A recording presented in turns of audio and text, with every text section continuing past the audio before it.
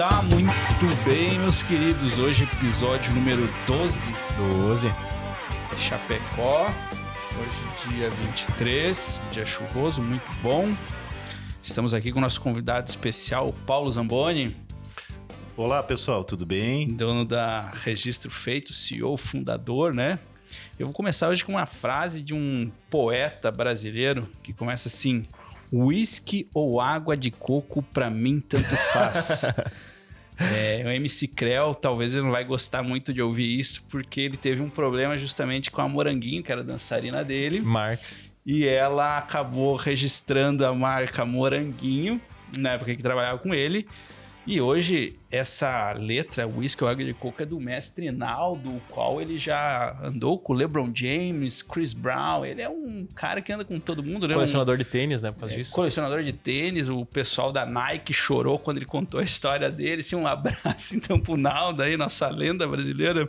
Amigão do Naldo. Duan, prazer tê-lo você mais uma vez aí, meu amigo, ao meu lado aí. Bora. Hoje é um programa aí que a gente vai conversar então com o Paulo sobre marcas e ademais acontecimentos. Paulo, nos conte histórias com problemas sobre marcas de gente que não tomou as devidas precauções. Então, pessoal, primeiramente eu gostaria de agradecer ao convite aí de participar com vocês nesse Bad Talks, né? Prazer pra gente nosso. falar um pouquinho aí sobre esse mundo de marcas e patentes aí, né? E um pouquinho da minha história também, alguns anos aí como empreendedor, né?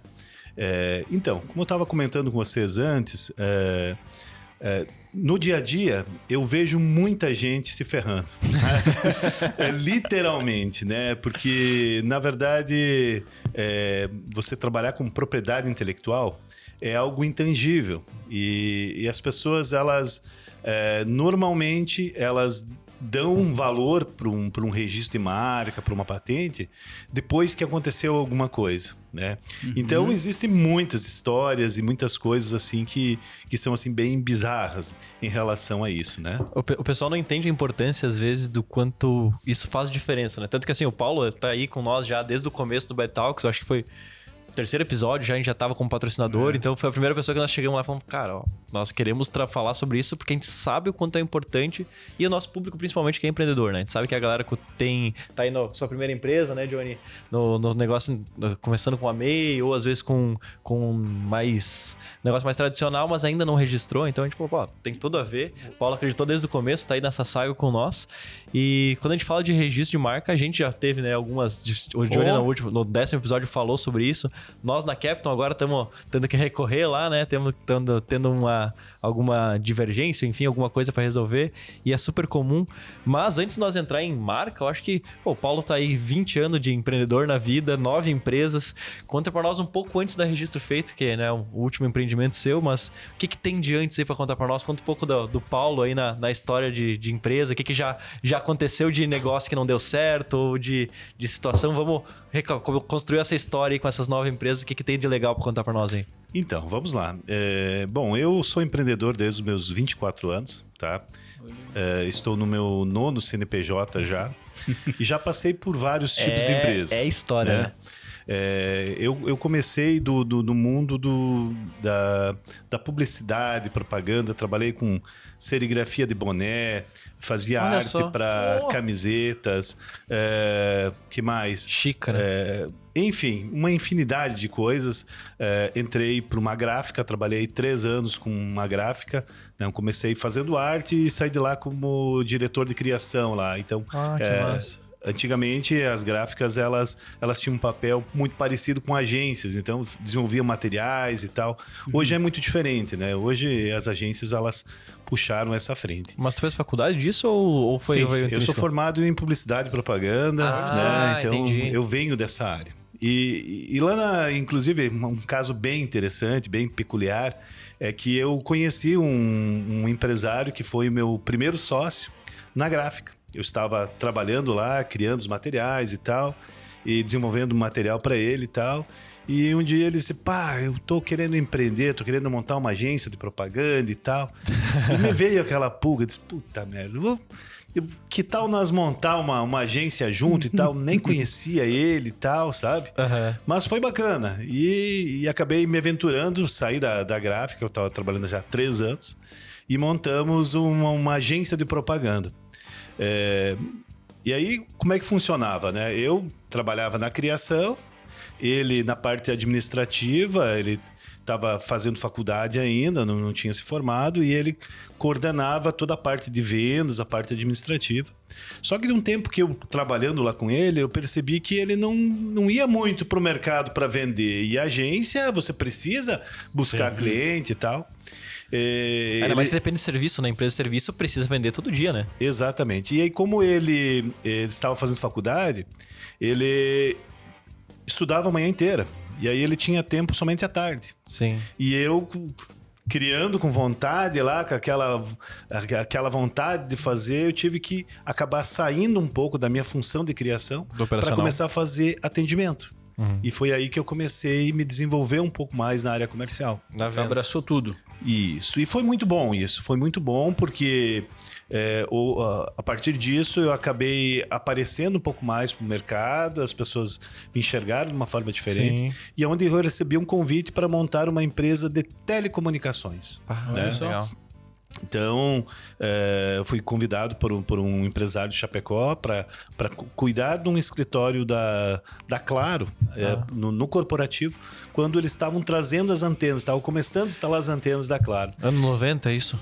Não, isso foi em 2004. 2000 já. 2004.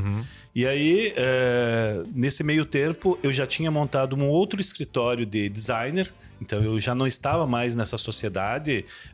Eu era sócio ainda, mas a gente estava fazendo aquela cisão, sabe? Sim. Montamos uma outra empresa, eu estava tocando outro negócio, ele tocando a agência. Essa agência, ela chegou a faturar legal, a gente chegou a ter 15 funcionários, né? Legal, interessante. Isso. E aí, esse escritório de designer também, ele estava indo muito bem. Aí o foco do escritório era trabalhar embalagens, desenvolvimento de marcas, material mais nessa parte do designer mesmo. Mais industrial mesmo. E com esse novo negócio de telecomunicações, quem ficou tocando foi a minha ex-esposa, né? E a equipe que eu tinha lá, né? E aí, ocasionalmente, nesse período, ela engravidou. Né? Legal. Aí tivemos que contratar uma outra pessoa para fazer a gestão, enfim, a coisa não ficou muito boa. Essa transição sempre é difícil, né? Isso, muito complicado, porque como essa empresa de telecomunicações, ela me exigia muito, né? Então, tu imagina, a gente começou com 2, 3 funcionários nessa empresa de telecomunicações, mas a gente tinha toda a área 49 para atender empresas, sabe? Então, chegamos a ter 35 funcionários e estar com 3 ou 4 escritórios. Né? A gente ganhou prêmios nacionais, essa empresa ela foi muito bem reconhecida pela operadora. Né? Então, e essa parceria com a Claro, ela foi de 2004 até 2009. Né? Onde a gente resolveu encerrar as operações porque a gente não estava mais conseguindo aguentar algumas coisas, sabe? É que foi um mercado que mudou muito, né? Tu pega, telecom em geral, teve muita mudança, pega a partir de 2000 e pouco, e daí que tu pega a internet, quando entrou ali 2010 já tava bem mais popularizado, e computador e tudo que surgiu. Cara, teve um grande boom e um grande déficit muito rápido. E tu vê como esse mercado muda, porque em 2004, quando a gente começou, nós éramos o único escritório que cuidava do corporativo da Claro dentro da área 49. E aí depois entrou outros parceiros da Claro. No ano de 2009, nós estávamos em 4 escritórios dentro de Chapecó. E aí começou, sabe, não tem mais carteira de cliente, nós não vamos pagar isso, não vamos pagar aquilo. Então, começou a diluir muito. Tirar tudo. E entrar as 8, porque daí entra o Oi, TIM, entrou várias outras concorrentes. Exatamente. Né? E a gente estava com toda uma estrutura, digamos assim, para atender, e eles começaram a tirar as coisas, então a nossa rentabilidade começou a diminuir muito, né? Sim. Enfim, daí a gente acabou optando, né, por encerrar as operações de telefonia naquela época. E aí, mais tarde, um outro amigo que trabalhava em outra operadora se tornou gerente e tal, e nos chamou, disse, olha, tem uma outra oportunidade aqui de uma outra operadora, né? Eu acho que vocês podem ganhar dinheiro e tal. E aí eu e mais o meu sócio, que era da telefonia, o Marcelo, né? Vamos montar um escritório da Oi, né? Então, 2 anos depois, a gente começou essa operação da Oi. E aí a gente se deparou que era uma operadora totalmente diferente da Claro. Tá? Porque a Claro ela tinha uma marca no mercado reconhecida e que era fácil de você colocar os produtos. Agora com a Oi existia digamos assim, uma barreira muito forte, porque as pessoas não queriam comprar a Oi, sabe? Até porque o sinal não era muito bom em Chapecó. Exatamente. Tu pega, antigamente, eu lembro que eu tinha Oi. E a minha operadora, comparado, todos os meus amigos tinham Vivo, tinham Claro, funcionava em todo lugar e a Oi não pegava também. Então, nessa mesma época, então, já é uma barreira. Porque se o teu chip não funciona tão bem, tu já fica naquela, internet corporativa, será que vai ser tão boa quanto? Ou vai ter os mesmos problemas, né? Então... Exatamente. E aí, o que acontece? Nós começamos essa operação e a gente montou toda uma estrutura com funcionários e tal. A gente, acho que estava com em torno de uns 10 funcionários. E você tem que bancar salário, pagar comissão e tal. E chegou no primeiro mês, negativo. Segundo mês, negativo. Cara, nós aguentamos, eu acho que foi 6 meses, mais ou menos, de operação. Mas saímos com um baita de um prejuízo, mas tivemos que pagar para sair, para não levar um prejuízo maior. Até porque o que ninguém fala é que teu último salário é o teu, né? Tipo... assim, quando empreender... Se tem, né? Porque primeiro tu paga os juros, negócio, empréstimo, funcionário, cara, banco, tem tudo. E daí se sobra, tu tira salário. Todo negócio assim. Só que isso ninguém conta pra gente. Tipo, quando eu empreendi a primeira vez, que eu vamos fazer isso aqui, vamos... Cara, ninguém me contou isso aí. Tu achou que o primeiro era teu? Eu pensei, não, vou dividir aqui o lucro do que vem sobra aqui pra mim. Mas daí quando tu começa a tirar o lucro que tu acha que tem, cara, tu não tem muito lucro, porque tem taxa, tem imposto, tem não sei o quê. E daí, tu precisa pegar um funcionário pra te ajudar. Cara, não sobra muito pouco e às vezes a gente esquece. Então, ser funcionário é muito melhor às vezes. Quando tu pega uma empresa que trabalha com serviço pouco, que a margem é baixa. É que fala que funcionário é melhor porque talvez boa parte dos funcionários a responsabilidade é menor, né? Sim, é mais por causa disso. Só por causa disso, mas porque tem muito funcionário que leva a sério como se fosse dono, né? E a chance de ganhar dinheiro quando tem um empreendimento, o risco é maior. Mas também a oportunidade ou a curva de crescimento é muito maior, né? Eu tenho uma pergunta depois pro Paulo, mas vou deixar ele continuar aí a deixa saga. eu só continuar aí na minha experiência, né? Esses parênteses que surgem no meio, é legal falar sobre isso. Bacana. E aí, essa questão, depois que eu tive essa má experiência com a telefonia, eu disse, não, agora não quero mais telefonia e tal. E aí, comecei a trabalhar entrei de sócio numa empresa de informática. Né? Na época que empresa de informática dava dinheiro, né?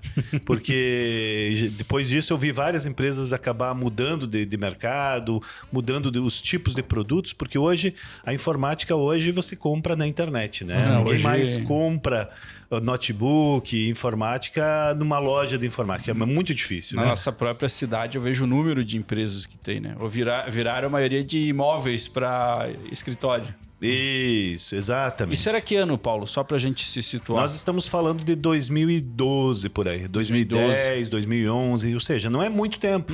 Nós estamos falando aí de 10, 11 anos atrás, né? E aí eu entrei de sócio numa empresa de informática, né?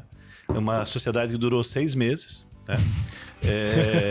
Foi bem bacana no início, né? O empresário que me convidou para ser sócio dessa empresa de informática, ele só se esqueceu de me falar que ele não...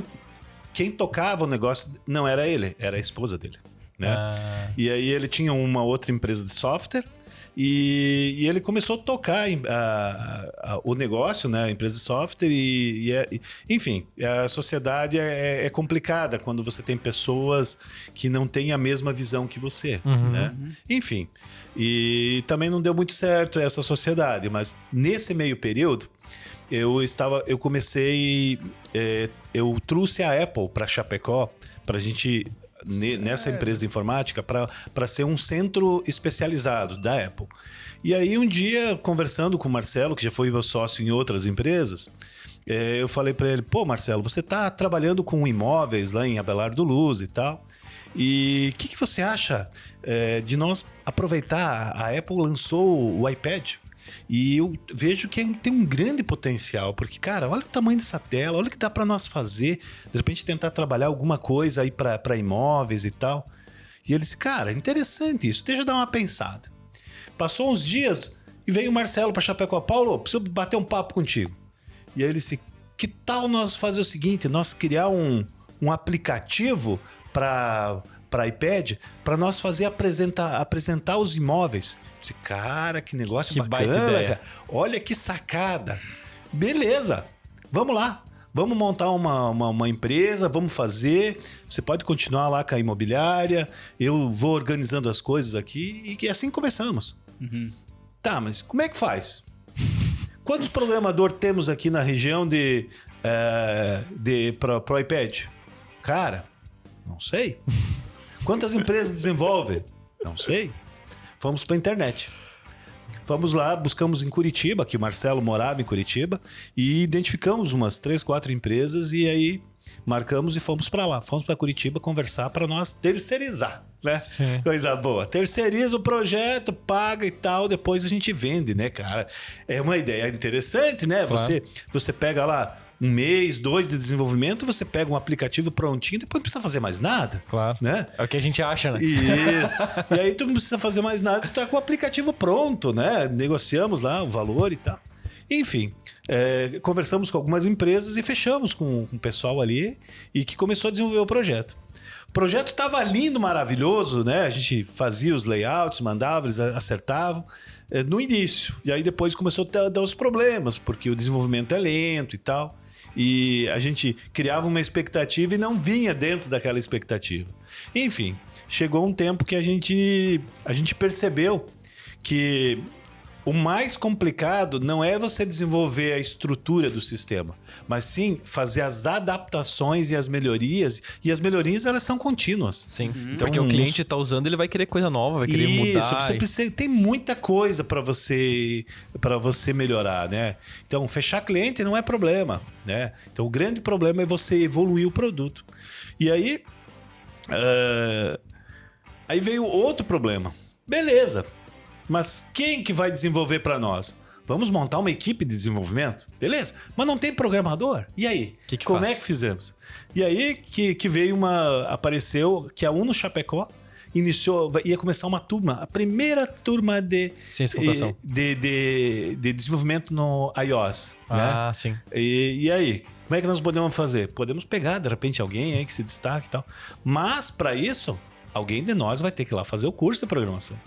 E vai lá o Paulo. Eu já tive uma experiência no passado, eu fiz um curso de Clipper. Sim. Mas isso há muito tempo atrás, no tempo que Clipper era software. Sim. Software de desenvolvimento, né?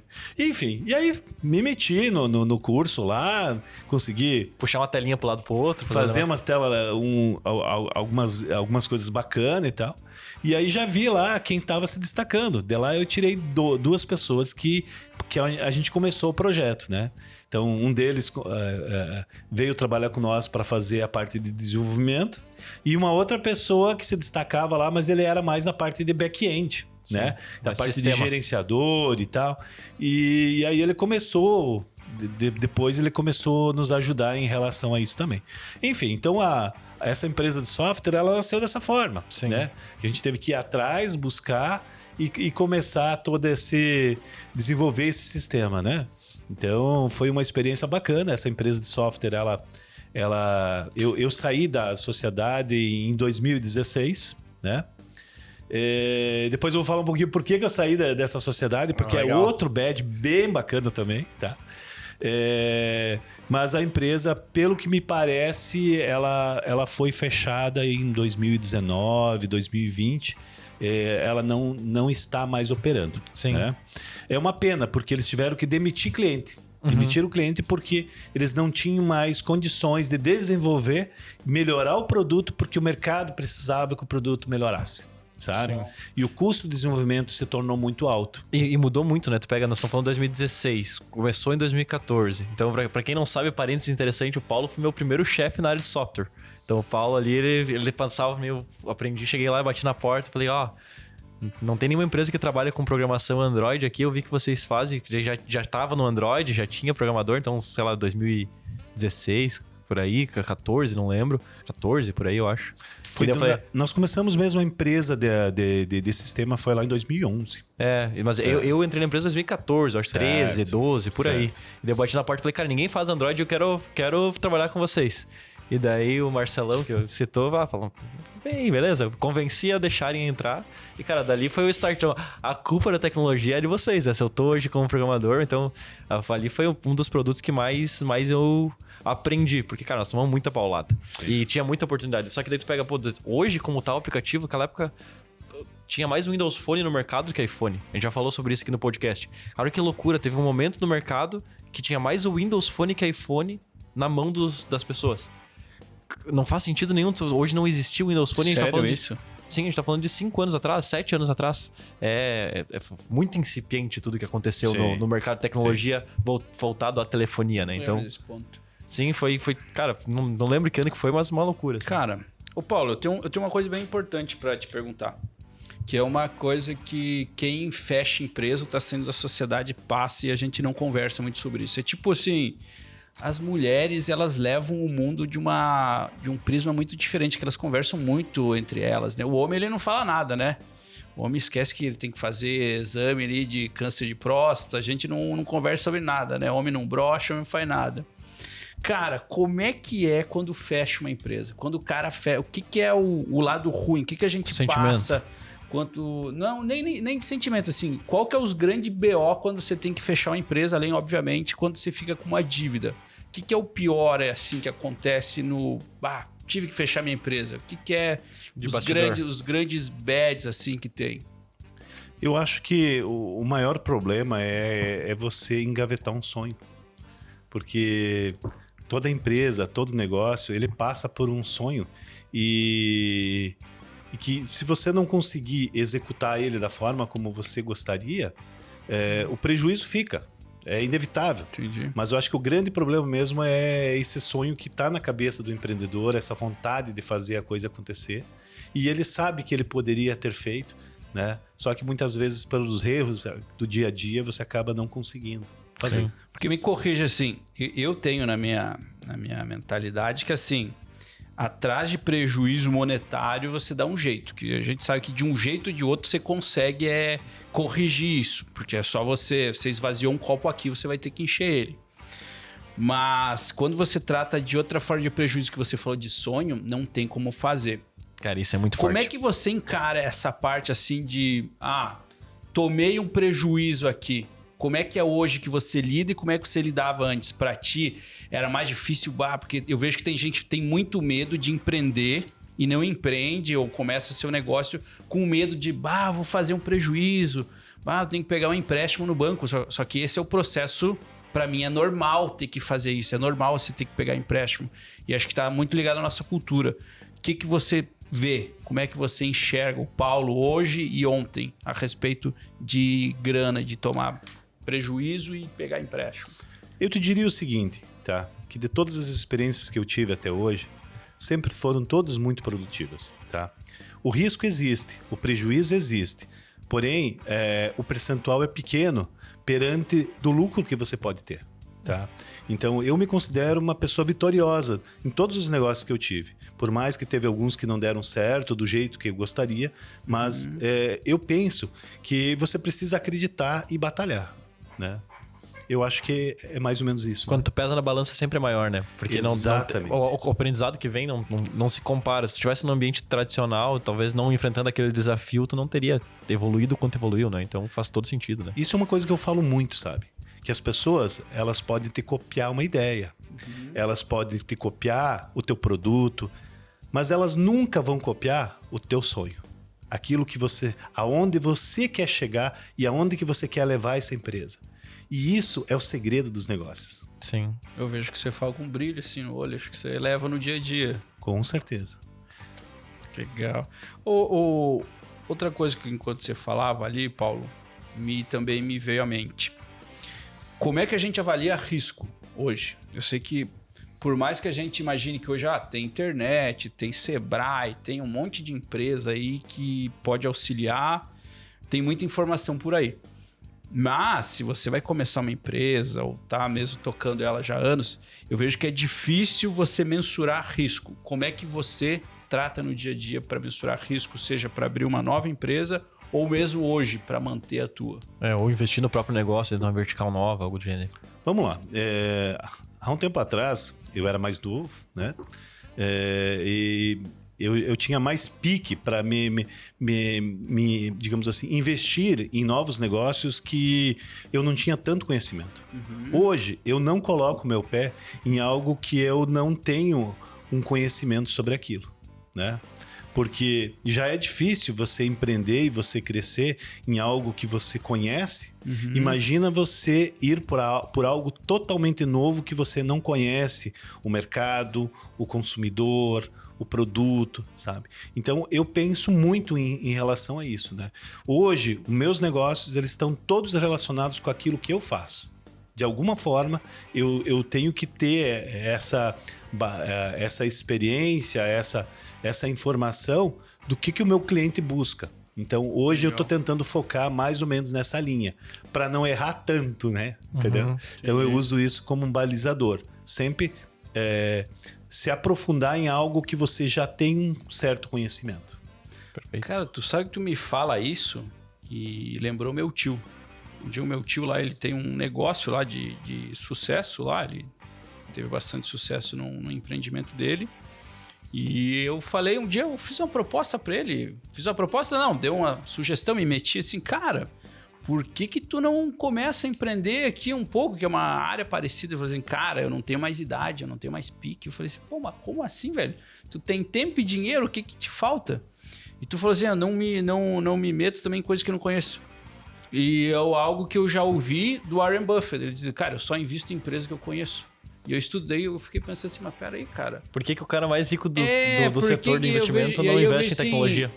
Porque o que você fala assim, o que eu ouço falar assim de outras pessoas, parece que é um negócio que existe, meio que esse conhecimento não explícito, mas faz muito sentido. Mas me explica um pouco melhor o que seria assim, o que você não conhece, porque eu penso assim, às vezes você não conhece antes, você falou, eu fui estudar.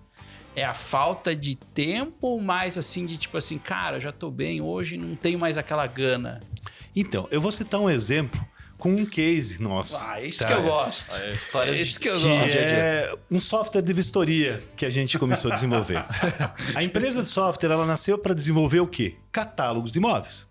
E a gente estava vendendo, ganhando dinheiro, sabe? Não estava sobrando, né? A gente até fez uma captação de investimento, onde a gente chegamos a ter 12 sócios, e aí a operação começou a ficar complicada. Enfim, esse foi um dos motivos da minha saída da sociedade, onde que eu vendi minhas cotas e saí. Porém, lá mais ou menos em 2012... nós visitamos uma empresa em Curitiba para oferecer o nosso produto, a nossa ferramenta de apresentação de imóveis para uma grande rede de imobiliárias de Curitiba, né? E aí, depois de um certo tempo, eles nos procuraram. Disse, olha, o produto de vocês eu acho interessante, mas a gente não tem essa necessidade. Nós estamos com uma necessidade de desenvolver um outro software, um software para vistoria. Vocês não querem desenvolver esse projeto com a gente? Cara... O projeto foi bem interessante. Eles nos dariam um know-how da vistoria que a gente não conhecia. E a gente entrava com toda a parte de desenvolvimento. Acertamos um valor do projeto. Orçamos lá, porque ia demorar 1 ano para desenvolver esse projeto. E depois do projeto, nós ficaríamos com o direito de vender esse software para outras empresas e daríamos uma cópia desse sistema para eles. Perfeito. Um baita do projeto, né? Sim. O problema é que a gente não se tocou que esse projeto de 1 ano ele foi para 3. E quando a gente terminou esse projeto, tá, que a gente foi entregar para eles me falaram o seguinte, cara, você me desculpe, só que agora o sistema não serve mais para nós. Passou muito tempo e agora já tem softwares melhores e tal, e a gente não consegue utilizar mais esse software. Ou seja, o que era um orçamento de 1 ano foi para 3, não conseguimos nem cobrar no final. E aí a gente pensou, beleza, vamos vender para o mercado. E aí o que a gente descobriu? Que esse software ele foi desenvolvido para aquele tipo de empresa, para aquela rede. Muito e que para o mercado ele é muito específico. Para o mercado, eles querem um produto bem mais simples. Ou seja, a gente teríamos que refazer todo o sistema para direcionar ele para o mercado, sabe? Ou seja, isso é você investir num produto no mercado que você não conhece, sabe? E... Dependendo de um parceiro, dependendo de um cliente, cara, isso é um problema. E por que demorou 3 anos para a gente desenvolver esse software? Porque o primeiro desenvolvedor ele levou 1 ano. Né? Depois de 1 ano, ele saiu da empresa. O segundo programador que entrou, ele disse, cara, esse código tá tudo mal feito. Temos que começar ele do zero. Beleza? Beleza. Aí sai o segundo programador, fica mais 1 ano e pouco, acontece a mesma coisa. Ele sai, o outro chega e diz, não, mas olha só, esse cara fez um monte de cagada aqui, tá tudo errado esse negócio, tem que desenvolver tudo de novo. E assim vai. Sabe? Então, foi uma experiência assim bem negativa para nós, porque a gente tirava de um lado, né, para tapar o outro e cobertor curto. Não estava sobrando, tivemos que fazer captação de investimento para poder investir nesse software de imóveis. Enfim, essa foi uma das experiências negativas aí na parte de desenvolvimento que a gente teve. Acho que às vezes a falta de você conversar antes com o mercado, né? Exato, validar no mercado é antes. diferente, né? Uma coisa é você ser uma empresa grande. Eu sei que, por exemplo, a Apple, ela faz assim, ela deixa a Samsung gastar muito dinheiro, porque você gasta muito dinheiro para você validar um produto no mercado. Então ela deixa a Samsung, que ela quer correr atrás, validar. Aí se der certo, ela pega e volta. Eu sei que, por exemplo, a Samsung ela tem o celular que dobra, né?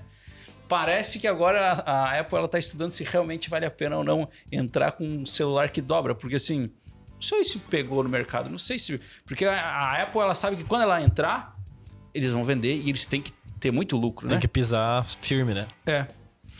Mas assim... Eu vi que você passou por muitas empresas, achei isso muito legal. De todas, juntando, fazendo assim um apanhado de tudo, assim, o que ficou de grande lição assim pro Paulo de hoje, assim? Qual que é o grande se aprendizado? tem assim algum, se poderia condensar em algumas poucas palavras, o que seria? Ou alguns grandes tópicos. Então, eu penso que nada é impossível, né?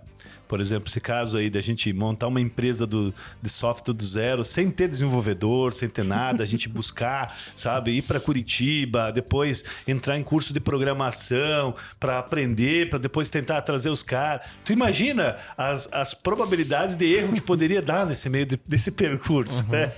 Enfim, e a gente foi atrás, a gente batalhou, a gente buscou, né? Então, eu vejo que investir num sonho é muito importante. Mas agora eu gostaria de fazer já uma pegadinha em relação à questão da marca, né? A importância de você investir numa marca.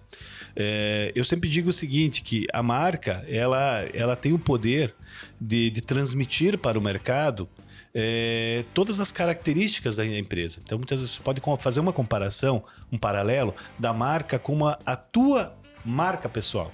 O que as pessoas enxergam de você?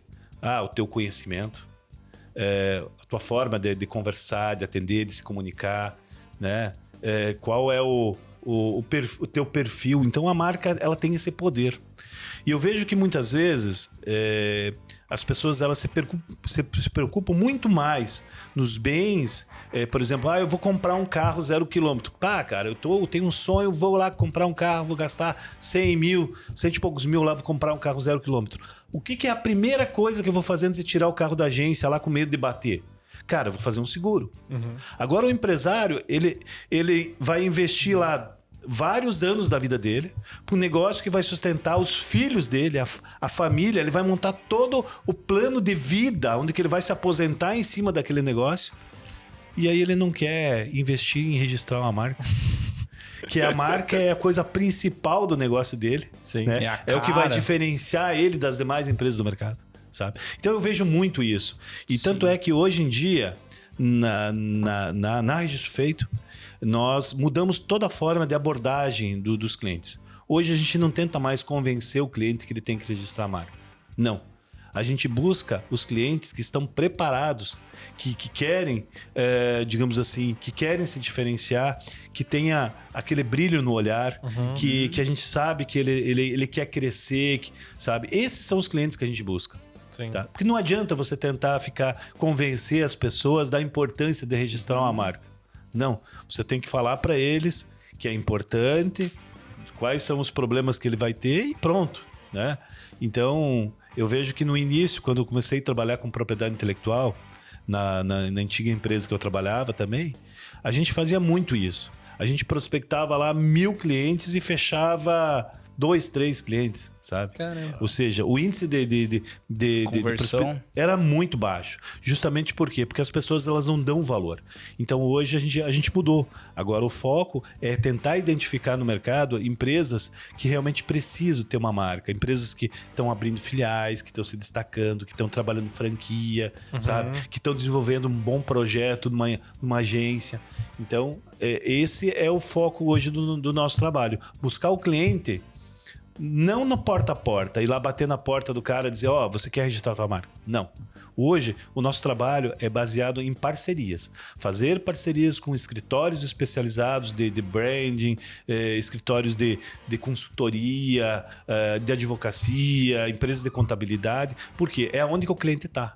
Então, pegar ele no momento certo, quando você percebe que o cliente realmente está querendo investir na marca dele, ele vai precisar fazer esse trabalho de registro de marca. Cara, essa é uma baita dica prática, porque tu pega o mercado, tu não tá batendo de porta em porta e tu não tá tirando no marketing digital para tentar captar qualquer coisa que venha ou fazendo, sei lá, com SDR. Olhar o mercado. Então, primeiro tu olha a movimentação, então o mercado, para onde que ele tá indo, como é que tá se movimentando, quem tá criando novas marcas aqui, quem dele já tá maduro e atira mais certo, né, cara? É bem interessante para empresa de serviço, isso funciona muito bem. Quem tem agência, vamos lá agora pegar um exemplo prático para quem esteja ouvindo, e tá fazendo uma empresa que vai fazer tráfego pago, vai ter uma agência digital, enfim, isso pode funcionar muito bem para eles. Tu tem um parceiro certo e tu entende o mercado e não só tenta vender. Porque se tu ficar fazendo campanha e mandando no grupo do WhatsApp, cara, quem quer registrar a marca aqui, acessa o link.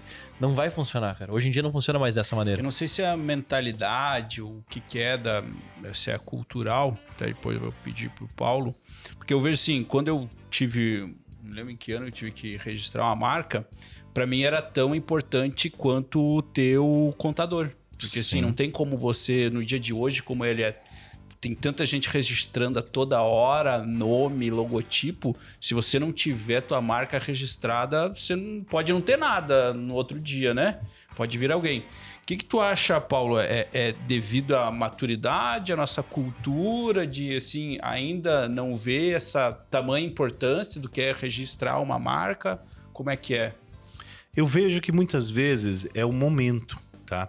É o quanto o empresário ele está preparado para isso. Porque eu vejo que nem eu comentei, eu converso com empresários, muitos empresários durante a semana e tal, e eu percebo que quem vai registrar a marca é o cara que tem sonho. Aquele que quer montar uma filial, é aquele cara que quer crescer, que já tem planejamento, que está se estruturando, sabe? Esses eu vejo que eles têm o perfil certo para fazer esse trabalho. Mas tem muita gente que abre um negócio pensando em pagar conta, sabe? Sim. Em vender o almoço para comprar janta, sabe? Para pagar o aluguel e sem o mínimo de planejamento, com nada. Cara, esse cara ele vai deixar sempre para a última hora. E essa segunda para a última hora, muitas vezes ele acaba deixando de lado de registrar uma marca que estaria disponível e correndo o risco, de repente, de qualquer pessoa, em qualquer parte do Brasil, ir lá registrar essa marca. E muitas vezes ele continua usando essa marca, sabendo que essa marca é de outra empresa, cometendo um crime, né, de apropriação indébita, né? Sim. Então, não se dá, não leva em consideração que dos problemas que ele vai ter no futuro. Né? E falando em crime, tem muita gente que age de má fé nesse mercado, de tipo, registra de propósito, faz alguma... Como é que é esse mercado de registro? Porque tem mercado de advocacia, tem gente que age com má fé, né? Sim. Mas que história que tem de registro que pode contar para nós e como é que é esse mercado? Eu posso dizer para vocês que o mercado de propriedade intelectual, ele, assim como tem pessoas boas, tem pessoas que vivem de ganhando dinheiro dos outros, sabe? Então é um mercado que é muito, tem muito problema. Hoje, quando você registra uma marca, tá? Pela legislação brasileira, os dados eles se tornam de domínio público. Eles são publicados no site e tem várias empresas que têm software que identificam esses pedidos e já geram boletos e mandam, dizendo que é do próprio INPI. Então tem muitas empresas que vivem, que ganham muito dinheiro de pessoas que são desavisadas. Chegou um boleto aqui. É do INPI, eu vou pagar, sabe? E aí tu vai investigar, essas empresas elas mandam um boleto para publicar no site delas a marca que já está publicada no site do INPI. Essa é a justificativa delas te cobrar lá um valor por mês ou anual, enfim. Então, coisas que não faz sentido, sabe? Caramba. E aí o empresário, muitas vezes, ele não tem um escritório especializado, não tem esse conhecimento, ele é desavisado e ele acaba pagando porque ele pensa, pô, mas tá no processo, deve ser do INPI. Até porque tem gente que fala, não, é fácil, eu vou lá e registro eu.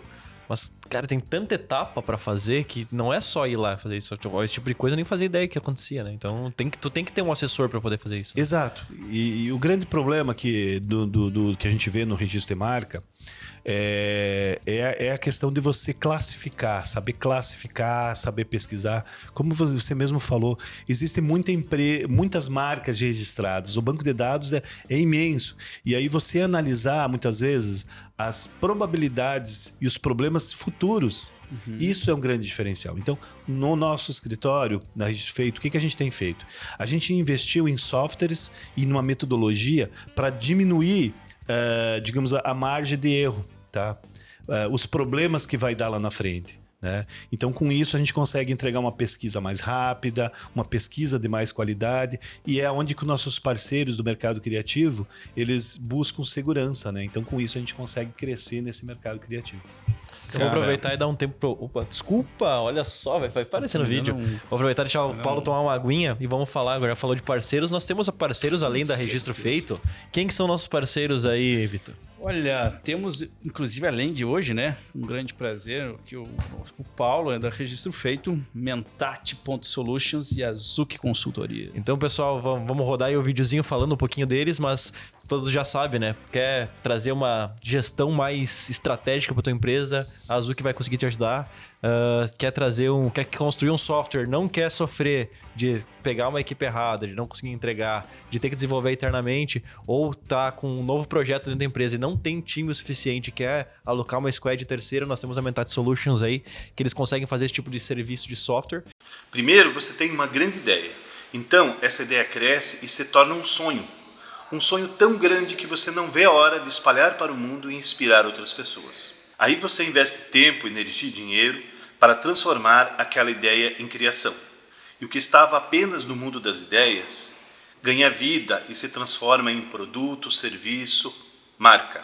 Todo esforço, trabalho e dedicação ganham vida quando você percebe o potencial que a sua marca tem pela frente. E é para garantir a proteção do seu futuro que a gente existe, para garantir que as melhores ideias façam a diferença na vida das pessoas. Porque você precisa e merece estar protegido.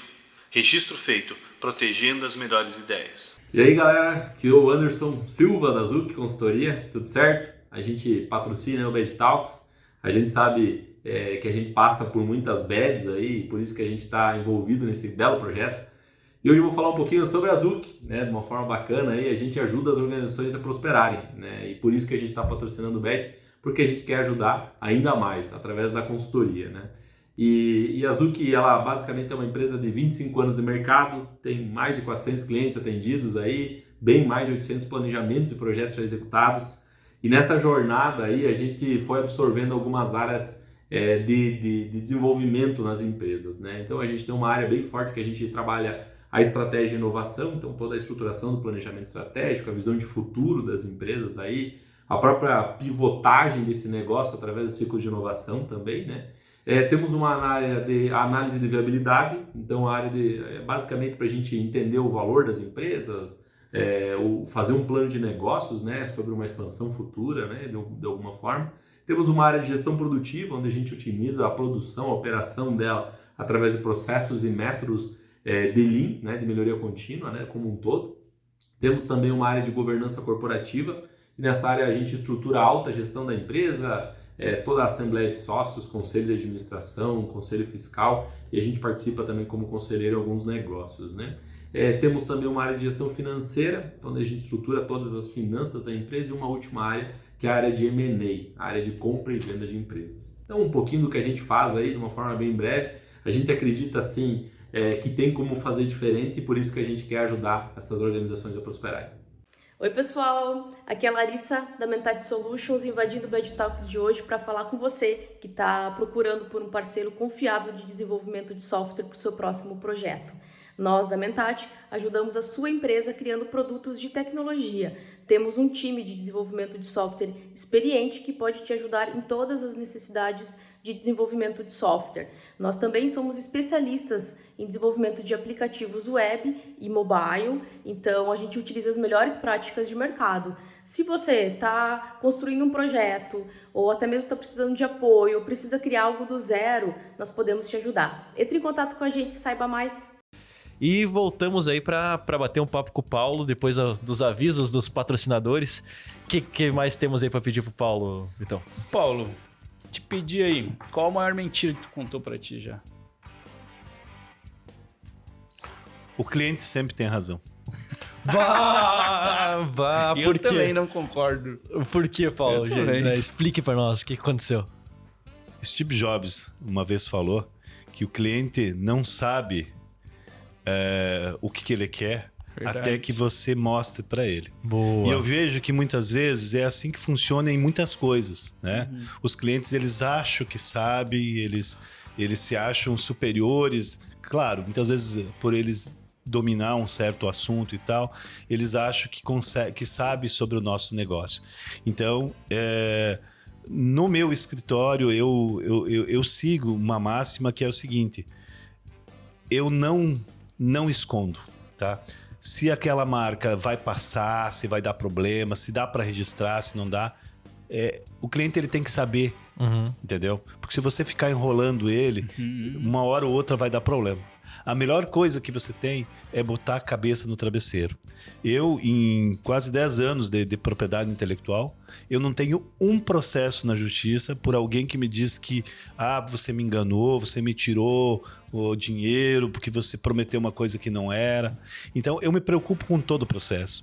Desde um contrato, meu contrato tem 5 páginas, né? E o meu contrato tem versões. A cada 2, 3 meses eu lanço melhorias justamente para ter o controle sobre as variáveis que pode dar problema, né?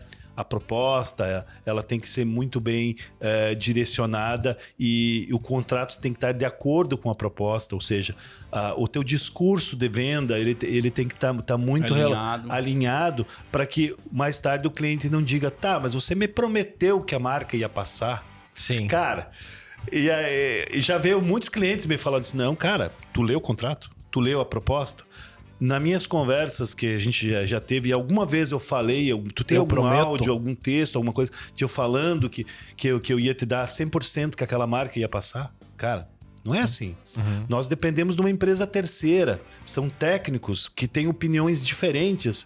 Tem casos onde que o examinador aprova uma marca e casos bem similares que não aprova. Então, é muito particular essa análise, né? Então, é muito complicado a gente tomar partido e dizer que a marca vai ser aprovada e que não é. Então, estaria mentindo eu se falasse isso, né? Perfeito. Cara, boa. O cliente nem sempre tem razão, cara. Tatuar isso, cara. Não tem que tem tatuar. razão, velho. Isso é verdade. Não, às vezes o cliente tem um entendimento melhor que você, mas não necessariamente razão. Concordo muito contigo. É que a parte, acho que do pior, uma das piores coisas do ser humano, a prepotência, cara. Tem gente que às vezes tem um conhecimento em uma área, porque não tem como conhecer tudo.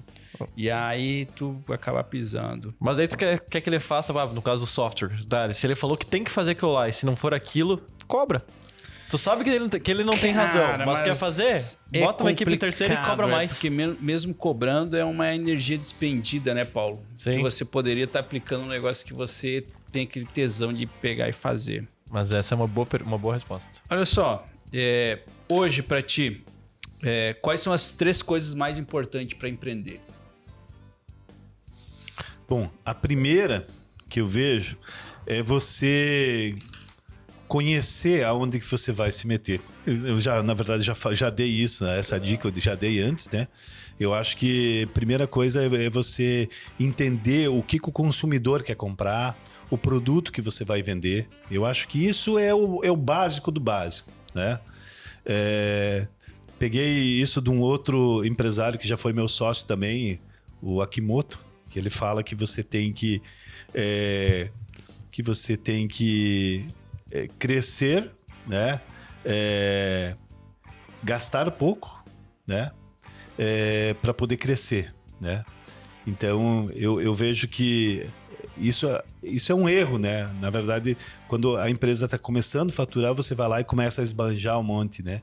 Então eu vejo que tem coisas que você tem que cuidar, né?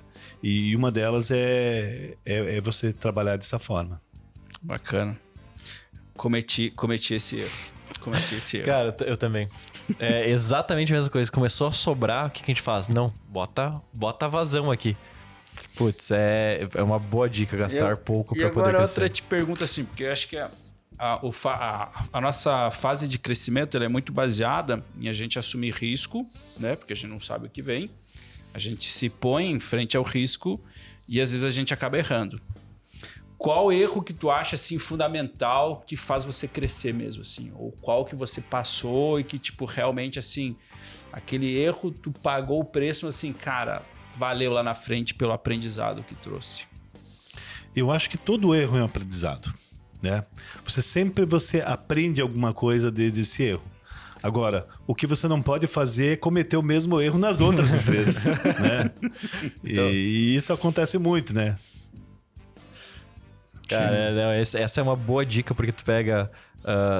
quando tu faz CNPJ, tu vai ter várias coisas que vão ser similares. Então, no BedTalks, a gente passou por situações semelhantes a que eu tive na PKD, que a gente passou semelhantes a que a gente teve no empreendimento que o Paulo tinha e que eu trabalhei lá.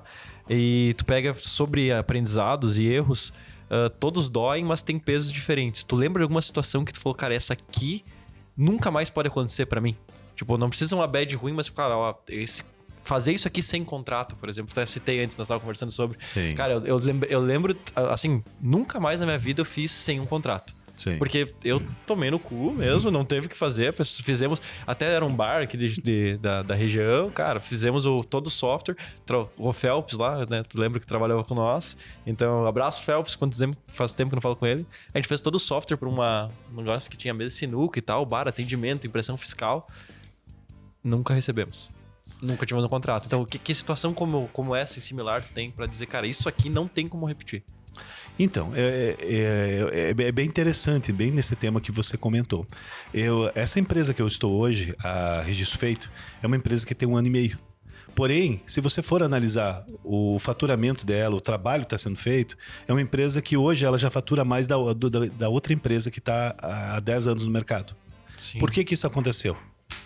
Porque eu vejo que nós, como empreendedores, nós não montamos uma empresa nova e começamos tudo de novo. Não. Exatamente. A gente já começa com toda a bagagem, com tudo aquilo que deu certo na outra empresa, você vai construindo aquela base e aquilo ganha corpo. No caso do Paulo, 9 CNPJs. Exatamente. Então, isso casca. que você comentou, casca. o cuidado com o contrato, o cuidado com uma proposta, a forma como você atende o cliente, um bom script de venda, sabe?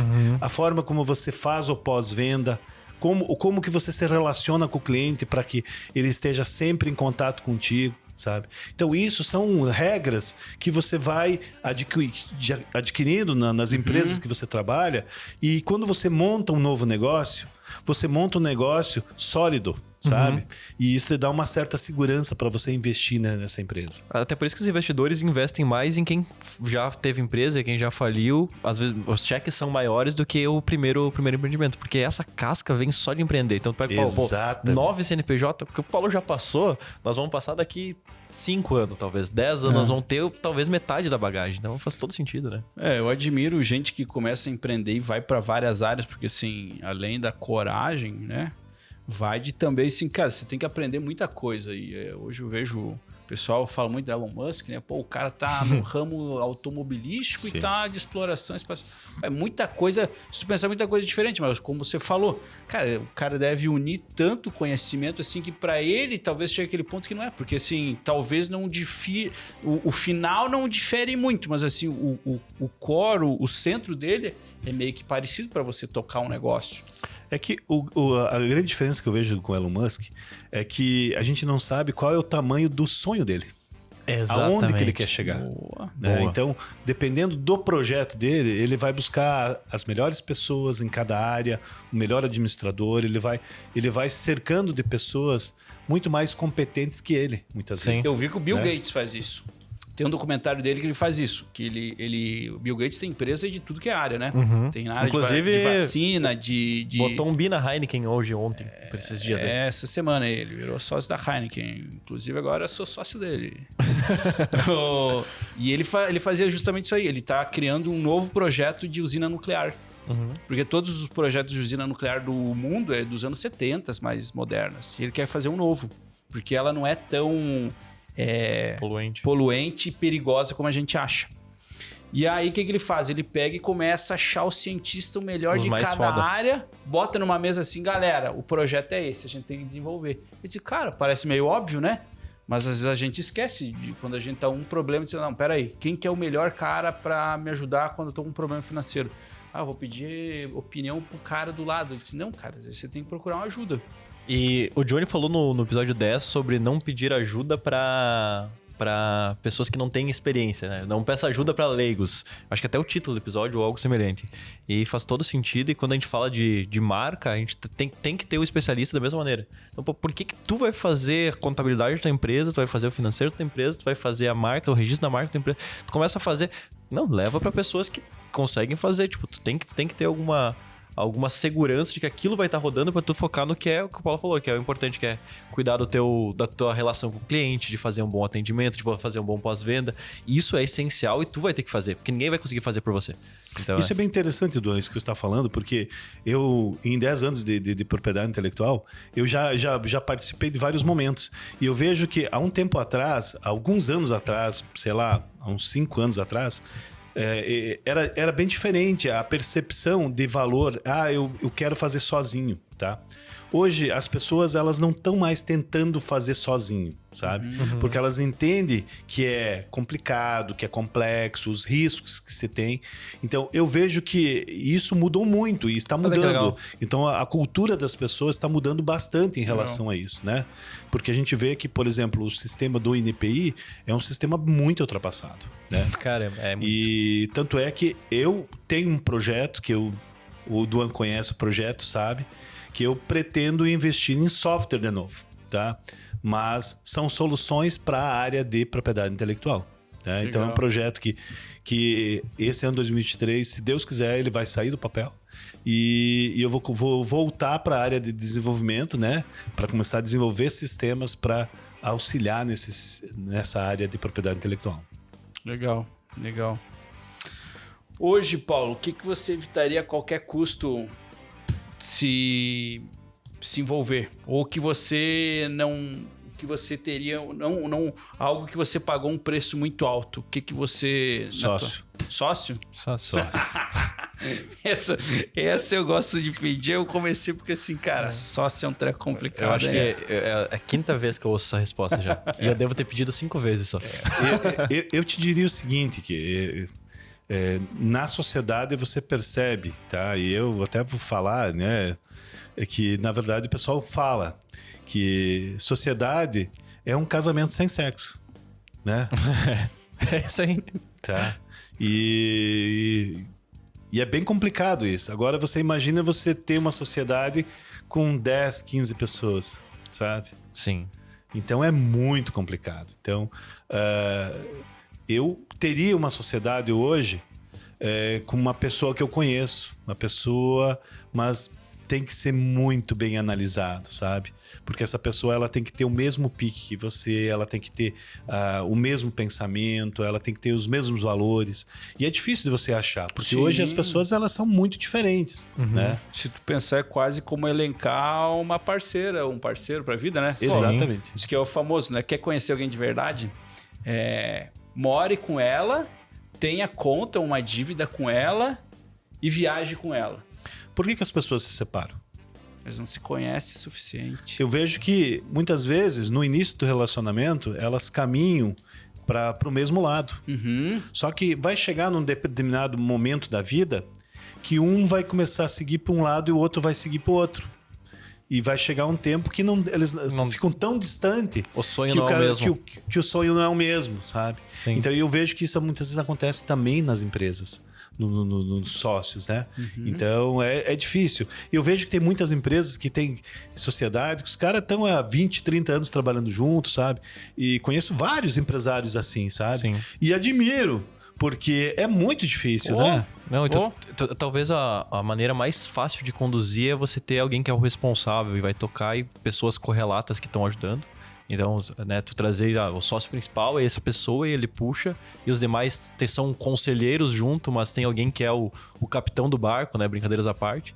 Mas o início do relacionamento, agora eu tô falando de qualquer relacionamento, amizade, trabalho e relacionamento, casamento, é porque no começo a estrada é maior, né? Então, pra nós ter o mesmo objetivo no começo é muito fácil. Porque nós queremos o quê? Nós queremos assistir filme todo final de semana junto. Cara, é muito ali, é muito grande. Na empresa é a mesma coisa. Não, queremos emitir o primeiro boleto. Cara, daí, só que lá na frente, quando passa 1 ano, 2 anos, cara, o sonho tem que ser o mesmo lá no fundo. Porque foi afunilando, ou vocês estão olhando no mesmo lugar, ou cada um vai estar olhando para um canto e vai embora. Que eu faço? Você é um par e você tem uma sacola. E ao longo do tempo, tu vai carregando e essa sacola vai aumentando. Essa sacola que você vai aumentando são as diferenças. E o ponto sempre é o mesmo, porque vocês sonharam e querem chegar naquele ponto. Só que às vezes chega um ponto que essa sacola tá tão pesada que um fala assim, cara, eu não quero mais carregar. O sonho é teu. E aí vai.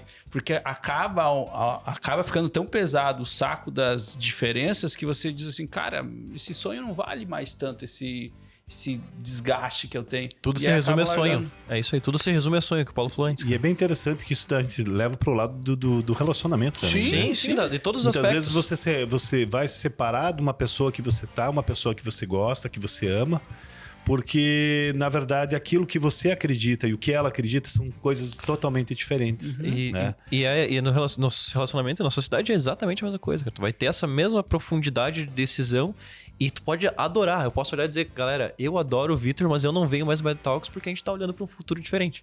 E pode manter o mesmo relacionamento. E no dia a dia, no pessoal, é muito parecido, né? E daí, o que tu segura? Quais são as bagagens? Pô, tem uma filha, tem um filho, e agora? Essa bagagem tá ali. Você tem que tomar uma decisão. Nós temos aqui, nós temos um compromisso. Tem agenda que já tá fechada, tem patrocinador. Como é que vai sair? Como é que faz? Então tudo isso tem que pesar e vai acontecer nos dois. Assim como tem sócio que faz o cara acordar e tá lá todo dia assim, pô, que massa tá com essa pessoa. Que massa tá naquele momento fazendo aquilo lá, né? Então é isso aí. O Paulo, eu gosto agora de perguntar uma coisa que virou moda agora. O que tu acha do ChatGPT lá, aquela tecnologia artificial lá que você faz? Pode perguntar lá qualquer coisa para ela lá da Microsoft, você chegou a testar ela? Sim, eu tenho acompanhado isso meio de longe, assim. Eu vejo que isso é uma coisa muito nova e eu acho que a gente não tem ainda noção do que isso representa, né? Eu acho que muita coisa ainda vai ser criada, vai ser desenvolvido. E claro, da mesma forma como tem as coisas boas, tem as coisas ruins. Eu estava vendo uma reportagem hoje que me parece que na Amazon já tem mais de 200 livros escritos pelo ChatGPT. Não, e é super fácil. Tá. Então, é bem complicado. Mas dizem que dá para desenvolver até software lá, né? Sim, tu pede para ele fazer ali, comando ele faz. Código. Eu gosto de perguntar porque assim, acho que chegou um ponto da inteligência artificial que ela meio que não é democratizou, mas ela se tornou muito popular ao ponto de ir para a boca de todo mundo, de quem não é da área, e que foi meio que um marco, tipo assim, foi tipo quando veio, sei lá, eu gosto de usar a Matrix como exemplo, o filme em 99, ele marcou o cinema de um jeito que ele foi uma revolução do que tinha de efeito especial e tudo mais. Eu acho que agora o ChatGPT, ele veio tipo assim, ó, a gente tá aqui, a gente já existia, assim, saibam que daqui pra frente vai ser muito mais. Quando eu vi no Fantástico, eu falei, cara, isso é um assunto que não é só na minha bolha. Porque normalmente eu acho que aquilo é só na minha bolha. Eu fico pensando, não, cara, isso aqui é só... Porque eu convivo com pessoas só do ambiente de tecnologia, então a gente acaba falando sobre as mesmas coisas. Quando eu vi no Fantástico, eu falei, cara, não, isso aqui estourou longe. A galera, não é só nós que estamos usando, que estamos vendo o que tá acontecendo. E eu vou botar em registro de vídeo isso. Porque eu quero ver o dia que um robô da Boston Dynamics com uma metralhadora em cima, acessando a internet em tempo real, com uma IA dessas malucas que faz tudo. Cara, quando eu tiver isso aí rodando pra ver como é que vai ser. E eu tô do lado de vocês, máquinas, só pra deixar registrado. Eu sei que isso vai estar em algum momento. É mentira. Eu tô do lado de vocês, tá? Eu apoio, cara. Eu quero deepfake de voz, de tudo isso aí. Eu sigo o líder que vocês falar, não me assassinem, tá? Porque assim, isso aqui vai estar registrado em algum lugar. Alguma IA, em algum momento, vai ter acesso a esse áudio no Spotify, ao Johnny falando lá no YouTube, né? Johnny fazendo cara feia ali. Mas é isso, cara. Eles vão conseguir saber tudo que a gente falou. Então, eu estou a favor de vocês. A singularidade é algo que eu apoio. Deixa tocar ficha. Vamos lá. Paulo, qual o teu... A gente tem um quadro aqui que a gente gosta de O brincar. mais importante. Qual o teu maior abacaxi que tu já descascou? Então, o empreendedor, ele descasca abacaxi todo dia, tá?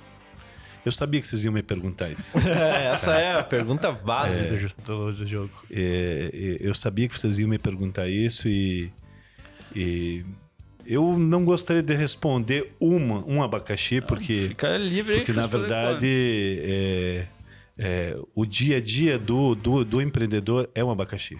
Eu acho que você conseguir sobreviver com a carga tributária, com as mudanças da economia, do jeito que tem, essas mudanças de comportamento do consumidor também, sabe? Então, a gente tem que estar todo dia se reinventando. Né? Eu diria que empreender no Brasil é um baita de um abacaxi. Já é o abacaxi. Exatamente. Ah, legal. Legal. É uma boa resposta, pegando o contexto geral do que foi falado. E vamos chamar o mestre Johnny? Cara, eu tenho tem só mais mais uma? uma. Eu tenho Tem só mais mais uma? uma. Tenho Toca só mais ficha. uma. Que é aquela meio filosófica. Às vezes faz sentido, eu não gosto muito de falar... eu não me arrependo das coisas que eu fiz. Eu posso aprender e ter tirado boas lições, mas... Tu tem certeza que não se arrepende? Não, cara... Eu me arrependo de coisas que tu fez. Não, eu não. Cara, não me arrependo, porque tudo, como o Paulo acho que falou, pra mim é tudo aprendizado, cara. Eu tô Assim, certíssimo, velho. Mas eu gosto, às vezes, de falar... Você lembra do filme De Volta pro Futuro? Sim. Porque eles tentam consertar algo, né? Eu assisti Clique esses dias falando nisso. Clique era legal. Clique é muito bom. E eu pensei assim, o que o Paulo de hoje falaria pro Paulo do passado? Pode ser tanto em coisa assim, de faça Pessoal. ou não faça. Uhum. No pessoal, no profissional, tanto faz. É interessante que depois de uma certa idade você começa a avaliar muito isso, sabe? É? E eu comecei a pedalar com 40 anos, tá? Eu vi que você tá com um relógio bacana aí. Eu gosto do esporte e eu te digo que eu achei a fonte da juventude no ciclismo. Olha só. Praticando exercício e hoje eu faço academia todo dia, pedalo no mínimo de 3, 4 vezes por semana também. Então eu vejo que se eu tivesse começado lá atrás com 20 e poucos anos pedalar ou de repente ter uma rotina de exercício e constante, hoje quem sabe a minha vida seria totalmente diferente. Porque quando você está fazendo exercício, você está estimulando o teu cérebro, você está trabalhando muitas coisas. Não é só a questão física, né? Então você trabalha muito mais coisas. Só que quando você é novo, você acaba priorizando outras coisas. Sim. Né? Então eu vejo que hoje nós estamos numa época que o brasileiro hoje ele está direcionando muito esforços para a prática de exercícios, né? E isso é muito bom. Então, quem sabe no futuro as pessoas já vão começar mais cedo, né? Ainda não é cultural, né? Exatamente, mas essa cultura está mudando. Tá mudando bastante. Exatamente. Legal. Mas que legal, cara. Olha, pegando o gancho, nós queremos ter um novo patrocinador aqui, que a gente já teve uma reunião e falando sobre isso, é nessa linha. E já é o segundo ou terceiro episódio que a gente fala consecutivos de alinhar mente, corpo, espírito, enfim, né? No último episódio a gente falou isso, já teve outra vez de quanto o esporte é importante pra gente conseguir descascar esse abacaxi todo dia, né? Que é empreender no Brasil. Cara, exercício assim, já é uma grande resposta. Se tu não sabe o que fazer, tu quer mudar, tu tá se sentindo meio aflito, pô, tem um monte de abacaxi pra descascar. Casa, correr. Sai de casa, nem que seja uma caminhada, cara. Não precisa correr, mas mexe o teu corpo um pouco. Tipo, mexe ele diariamente. Não é quanto tu vai mexer. Não é passar 1h30 na academia, mas tenha constância em fazer algo que te tire daquele buraco que é resolver problema todo dia, do operacional, do tendo que resolver coisa. Já vai ser um baita passo. É difícil, cara. Sair da inércia é difícil. A lei de Newton, né? Depois que tu saiu, vai ser fácil. Tu vai sentir diariamente que tu vai precisar daquilo depois de um tempo. É porque o que acontece? Quando você pratica exercício, você não tem uma evolução rápida em curto espaço de tempo. A tua evolução, ela se dá na constância. De você repetir. Assim como empreender, né? Você tá ali fazendo, repetindo, até acertar. Até vir o resultado, né? Cara, o exercício, ele ensina muito. Qualquer tipo de exercício, a prática, ela ensina porque é meio que a filosofia da vida, né? É de você lutar no dia a dia e saber que vai demorar.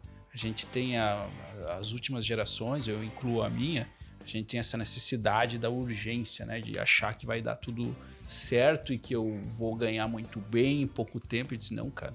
Pô, tu olha os caras lá, os caras estão com 30 anos de carreira e tu quer chegar em 2 lá. Diz, não. E é o legal, tipo, da academia, vamos dar exemplo, musculação. Cara, você leva anos para você conseguir chegar construir um corpo, um shape, como a galera diz, né? E como qualquer outra atividade, você não vai ser faixa preta em 1 ano. Então, eu acho muito legal isso do esporte, de qualquer atividade que você faz, porque ele ensina isso. Bacana. Paulo, eu gosto sempre de pedir um filme, um livro, uma música e uma série. Vamos lá, um filme. Um filme que eu gostei bastante foi o filme Em Busca da Felicidade. Bah, né? Que é um Com o filme... Will Smith? Exatamente. Filmaço, eu cara. lembro das falas. Esse filme foi um filme assim, que me marcou bastante filme. também pela história dele. É a história do empreendedor, na verdade. Cara, né? um baita filme. Exatamente. Né? Vamos lá, uma série, né? Eu assisti muito, gostava muito de assistir as séries de médicos, Dr. House e tal, mas uma série que eu gostei bastante, né, é a série Suits. Né? Suits. Bom uma demais. série que mexe bastante com a cabeça, a forma como você pensa, como você... Legal. Que tem um controle emocional muito grande, né? E hoje é uma das coisas que está muito em alta, né? Você estudar e tentar trabalhar essa questão emocional, né? Perfeito. Que hoje é o que faz a diferença, né? Legal. Música. Uma música, cara, eu sou bem eclético, não gostaria de deixar uma música, tá? Mas uma banda, o que tu costuma mas ver? eu gosto de música pop, gosto de rock, né? Então, mais ou menos nessa linha, né? Tá. Mais um gênero, perfeito. E o que mais? Livro. Livro, tem algum livro assim que te marcou? Então, o livro que eu gostei bastante foi aquele livro de como influenciar pessoas. Do né? Dale Carnegie. Como fazer Do amigos Dale e influenciar Carnegie. pessoas. Esse mesmo. Nossa. Esse é um livro que... Só tiro certo hoje, não teve uma ali, ó. Cara, pá. Filme bom, livro bom, Boa. série boa. Vamos chamar agora o Johnny. Johnny, seu momento de brilhar aí, Johnny. É um momento, pra mim, o mais esperado. Porque a gente fala um monte de coisa, só que na hora tu não lembra de anotar. O que o Johnny faz? O Johnny Ai, é o meu nosso... Deus. Tem a ata. Ele fica anotando tudo aqui porque a gente ainda se distrai, bate um papo e ele vem com o tiro certeiro que é tipo, cara, ó, vocês falaram, isso aqui pra mim ele faz o filtro do que é melhor aí, né? É o suco do final do podcast. Cara, é só o melhor, assim, cara. A polpa já foi fora, as sementes já tiramos, é só a parte que nutre do podcast, né? Vamos lá, Johnny. É o néctar, né? O néctar, é isso que eu tava querendo falar, mas não veio a palavra. Cara, vem muita palavra aqui, cara. Que vontade de participar. Mas assim, eu tava em dúvida. Tá aqui a folha cheia, vocês podem ver. Tem as estrelinhas nas mais destacadas. Quer falar aí pra nós quais foram, cara? Eu tinha 13 em dúvida aqui, mas daí chegou uma nos 45 do segundo tempo aqui e roubou o pódio. Bora. Porque ela fala de novo com coisas que têm acontecido na minha vida. E eu acho bem legal também trazer esse tema, que é a questão do exercício e o cérebro, toda essa estimulação. Então, quando o Paulo fala sobre que o exercício está muito ligado com isso e justamente no exercício e no momento que você não está de frente para os problemas do negócio é que surge solução, né? Você se desliga e foca em outra coisa. E eu costumo dizer muito assim, o exercício ele é uma espécie de consórcio para a tua vida. Você paga agora as parcelinhas. Dói, né? Dói você fazer exercício. Você tem que, muitas vezes, abdicar de outras coisas, acordar mais cedo, se orientar na alimentação, se orientar no sono. Então, dói agora, mas o que vem lá no futuro é algo legal que eu vou colher. Eu vou ter saúde, certo? Já o sedentarismo, eu vejo que é um financiamento. Cara, eu quero estar na boa agora, entendeu? Eu quero gozar agora, mas a dívida vai ficar para o futuro. Então a dívida vai ser cara e com juros. E os juros são a doença. A doença que você contrai por ser sedentário, por não pensar nisso. Então eu sempre falo isso. Baita reflexão. Exercício é um consórcio, sedentarismo é um financiamento. E a gente tem que pensar assim mesmo, porque o ser humano ele é limitado em projetar ganhos no futuro. Uhum. Apesar de ser o único animal que consegue fazer isso, de jogar coisas no futuro e buscar como um sonho, nenhum animal faz isso. O animal ele tenta sobreviver hoje para estar vivo amanhã e a espécie seguir adiante. O ser humano não. O ser humano ele é maluco. Ele monta uma sociedade com algumas pessoas num sonho para projetar ganhos futuros. A gente consegue fazer isso, porém para certas coisas a gente simplesmente age como o famoso experimento do marshmallow, né? A gente quer o ganho na hora. A gente não consegue praticar exercício pensando que isso no futuro vai trazer algum ganho. Então a gente escolhe mesmo o que a gente quer ou o que a gente não quer. Então isso aí faz pensar e se conectou muito comigo, porque ultimamente também, depois de muito tempo trabalhando, viajando, eu resolvi colocar alimentação, saúde, família, essas coisas mais na frente de tudo. E aí roubou o pódio aqui e ganhou o primeiro lugar, não tem como não falar nisso. E eu sempre falo de alimentação com quem eu posso e exercício também. Parabéns. É isso aí. Não, mas é que talvez pegando nessa parte de corpo, a gente não tem um sonho. E quando o Paulo fala sobre sonho e que quando te move tanto no relacionamento, como numa empresa, com tudo é sonho, o corpo parece que a gente não tem um sonho de ter um corpo. Talvez isso que falta pra gente ter a motivação. Né? Pegando teu gancho, eu acho que talvez na empresa tu tenha o sonho de ganhar dinheiro, tu tenha o sonho de ter um carro, tu tenha o sonho de não sei o quê. Talvez falta tu ter um sonho pro teu corpo também, um sonho pra alguma coisa específica, né? Posso fazer sentido? Eu, no meu ponto de vista, eu vejo que não é o sonho do corpo perfeito. Eu acho que isso é errado. Eu acho que o sonho é a saúde. É aí que tá, esse é o ponto. Porque ficou muito ligado com a estética. Exato, esse é o ponto. E a estética, ela não dita nada, né? Então, por isso que eu digo, é uma coisa que é muito intangível, tal qual a marca, né? É difícil tu conseguir convencer, né? Uma outra que eu anotei aqui, você desistiu de tentar convencer teus clientes, você começou a procurar clientes que já se autoconvenceram do valor daquilo. Uhum. Tem um fit. Exato. Então, assim... Tem que ter fit. E a outra coisa que aconteceu muito comigo com relação a essa questão de alimentação, saúde e tudo mais, no começo eu tentava convencer pessoas. E agora eu não tento mais isso. Porque a gente percebe que para muita coisa e até para os negócios, a pessoa ela tem que se convencer sozinha. É o jeito que ela que melhor funciona. É quando a pessoa se convenceu e aí ela procura aquilo, procura a solução, um produto, um serviço, uma coisa assim. É muito mais fácil vender para quem já se autoconvenceu. Percebe o valor. Já percebe o valor, já se autoalimentou sobre aquilo. Então, é justamente focar no que funciona melhor. Boa. Mais alguma coisa? sejam saudáveis, galera. Obrigado pela oportunidade. Paulo, prazeraço aí te ter. A gente fica muito feliz e honrado aí de ter você criado aí, cuidado da nossa marca, porque eu já tentei fazer, é um saco, não recomendo.